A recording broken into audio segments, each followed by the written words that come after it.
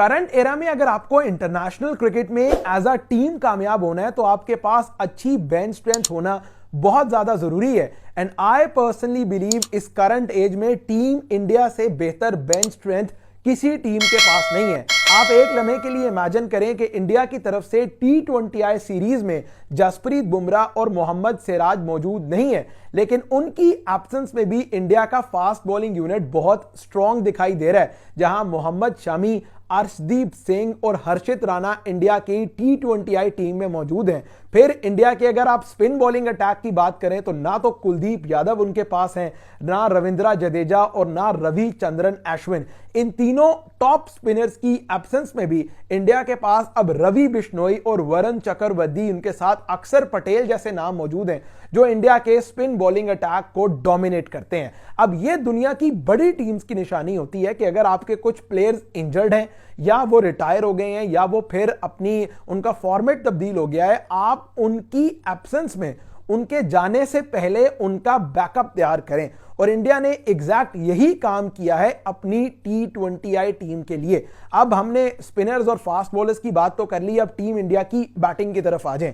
यानी T20 cricket से retirement ले ली विराट कोहली और रोहित शर्मा ने, और इंडिया ने इन दो प्लेयर्स की रिटायरमेंट के बाद अपने स्क्वाड से KL राहुल, शुभमन गिल, रजत पाटीदार, ऋतुराज गायकवाड़, ऋषभ पंत, इन सब प्लेयर्स को या रेस्ट करवाया है या ड्रॉप कर दिया है। अब नॉर्मल सर्कमस्टांसेस में किसी टीम में अगर आप इन इतने बड़े नामों को, ऋतुराज गायकवाड़ जिनका T20 में 100 है, ऋषभ पंत जो कि नाम ही दहशत का है, या फिर रजत पाटीदार जिनके मुश्ताक अली ट्रॉफी में रन है, IPL में रन है, अगर आप इन प्लेयर्स को बाहर करते हैं तो उनकी जगह आपके पास रिप्लेसमेंट क्या है? आप जरा रिप्लेसमेंट के नाम चेक करें। अभिषेक शर्मा T20 में अभी उनका करियर शुरू ही हुआ है, 1 सेंचुरी उनके पास ऑलरेडी है। संजू सैमसन कोई तकरीबन 40 मैचों में 150 भी नहीं था, अगले 4 मैचेस में 3 सेंचुरियां उनके पास हैं। Tilak Varma 2 back to back centuries in South Africa, उसके बाद रिंकू सिंह, उसके बाद नीतीश कुमार रेड्डी, वॉशिंगटन सुंदर। यानी इंडिया की T20 टीम में बैटिंग, बॉलिंग, फील्डिंग का ऐसा बैकअप मौजूद है कि शायद ही आपको दुनिया की किसी और टीम के पास इतने ज्यादा रिसोर्सेज अवेलेबल हों।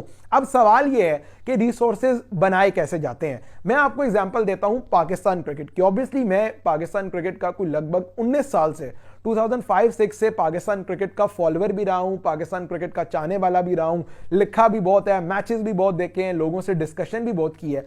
पाकिस्तान क्रिकेट में एक ट्रेंड है इनसिक्योरिटी का। अब इनसिक्योरिटी कैसे आती है कि अगर नेदरलैंड्स की अगेंस्ट सीरीज है, उसमें फॉर एग्जांपल कोई एक्स नाम है बॉलर का, मैं नाम नहीं लेता, वो कहता है यार मैं अगर बैठ जाऊंगा तो मेरी जगह जो प्लेयर आएगा वो परफॉर्म कर जाएगा, तो मेरी जगह कहां जाएगी, यानी मैं तो अगली सीरीज में फिर टीम में नहीं आऊंगा। इस वजह से वो साहब कहते हैं कि मैंने तो बाहर बैठना ही नहीं है। अब इंडियन क्रिकेट में या दुनिया की किसी भी बड़ी टीम में यह ट्रेंड नहीं है, यानी प्लेयर्स क्रिकेट बोर्ड से ऊपर नहीं है। अगर बोर्ड ने कह दिया कि आप नेदरलैंड्स के अगेंस्ट, जिम्बाब्वे के अगेंस्ट, श्रीलंका के अगेंस्ट सीरीज में आपने बाहर बैठना है क्योंकि ये मीनिंगलेस बायलैटरल सीरीज है, हम आपकी जगह किसी यंगस्टर को लाना चाहेंगे, तो मजाल ही नहीं है कि बुमराह कह दे कि नहीं मैंने सीरीज खेलनी है। अब पाकिस्तान में ये ट्रेंड है कि प्लेयर कह देता है नहीं भाई मैंने खेलना है, क्योंकि आपने प्लेयर को इतना बड़ा स्टेचर दिया हुआ है, आपने प्लेयर को क्रिकेट बोर्ड से भी ऊपर रखा हुआ है, आपने प्लेयर को गेम से भी ऊपर रखा हुआ है कि अगर वो कह दे मैंने सीरीज खेलनी है तो आपको उसे खिलानी पड़ेगी। लेकिन ये ट्रेंड ना सिर्फ बहुत खराब है बल्कि बहुत खतरनाक भी है कि प्लेयर भी खराब होता है, आपकी बेंच स्ट्रेंथ भी डेवलप नहीं होती। अब पिछले 2-3 साल में पाकिस्तान क्रिकेट में यही चलता है कि नसीम, शाहीन, शादाब ये बड़े प्लेयर्स हैं लेकिन ये बायलैटरल सीरीज में बाहर नहीं बैठते थे। इसी वजह से आपकी बेंच स्ट्रेंथ डेवलप नहीं हुई, इसी वजह से आपके बैकअप प्लेयर्स डेवलप नहीं हुए। आप बाबर, रिजवान, इन प्लेयर्स से बियॉन्ड नहीं देख पाते क्योंकि आपने किसी को तैयार ही नहीं किया।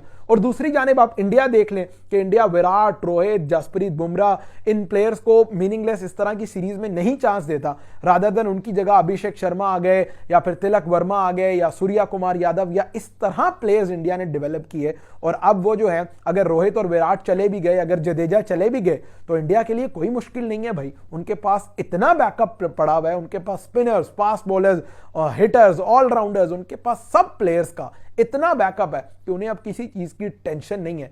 They have got all the slots field, और एक प्लेयर जो अभी खेल रहा है उसका बैकअप जो है अभी बाहर इंडिया ए में खेल रहा है, फिर उन प्लेयर्स का बैकअप जो है वो डोमेस्टिक में खेल रहा है। तो मैं पर्सनली ये समझता हूं कि इंडिया का कोई अगले 5, 7, 8 साल का जो T20 का, जो रेड बॉल का, जो ओडीआई क्रिकेट का लॉट है वो बड़ा सॉर्टेड और बड़ा सेटल्ड दिखाई दे रहा है। और उसकी एग्जांपल जो इंडिया ने स्क्वाड रिलीज किया है कल for the series against England, वो एक बड़ी जबरदस्त एग्जांपल है कि किस तरह इंडिया की जो टीम है वो भी सेटल्ड है, जो बैकअप है वो भी सेटल्ड दिखाई दे।